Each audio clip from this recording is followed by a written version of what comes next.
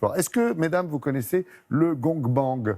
Ça vous dit quelque chose? C'est un phénomène qui nous vient de Corée du Sud, s'entend, et qui séduit de plus en plus d'étudiants français. Il consiste tout simplement à se filmer en train de réviser à la maison et à poster les vidéos sur les réseaux sociaux. Alors ça peut paraître un peu bizarre au premier abord, mais ça permettrait a priori de se sentir moins seul quand on doit étudier à distance comme en ce moment.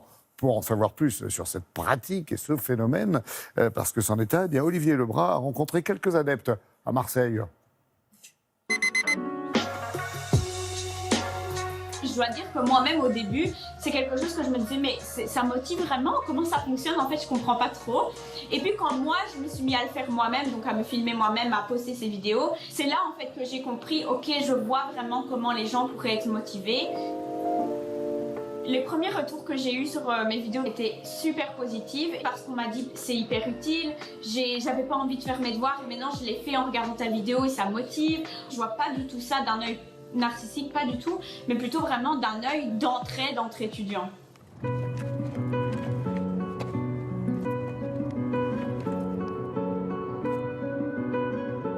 Je trouve ça perturbant, juste se filmer.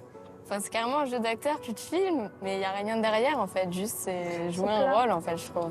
En fait, je serais plus en train de regarder, en train d'attendre qu'il se passe quelque chose, une action, je sais pas, un chat qui arrive, une feuille qui se déchire, je sais pas quoi, un truc un peu inutile, mais un truc qui se passe quoi, parce que nous on est au collège, on a toujours eu l'habitude de travailler tout seul, ça change rien pour nous.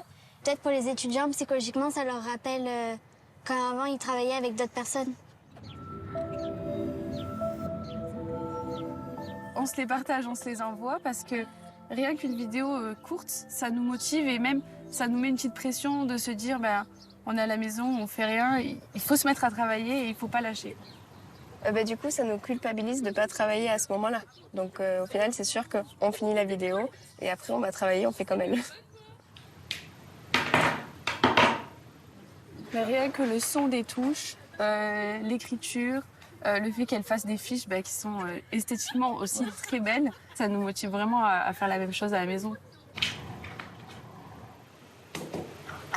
Forcément, même si on reprendra les cours en présentiel, on va continuer à être sur un téléphone à un moment dans la journée.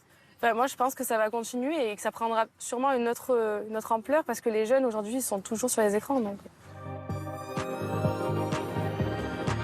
C'est une sorte d'interaction finalement, une interaction non verbale, mais une interaction dans le comportement, dans les gestes, dans les façons de faire. Et par mimétisme, du coup, on peut aussi se sentir identifié, affilié à ces personnes-là. Le pote des jeunes, c'est vraiment les écrans. Tout le monde parle d'un avant-après épidémie. Je pense qu'on va vraiment voir les deux côtés, les jeunes qui vont vouloir vraiment être en cercle amical élargi, qui vont vouloir vraiment se retrouver, et puis d'autres qui vont avoir cette crainte aussi de retrouver les autres. Donc voilà, il va vraiment falloir faire un travail de réassurance aussi après tout ça pour pouvoir permettre à ces jeunes-là qui ont peur, justement, de pouvoir se retrouver avec d'autres en toute sécurité.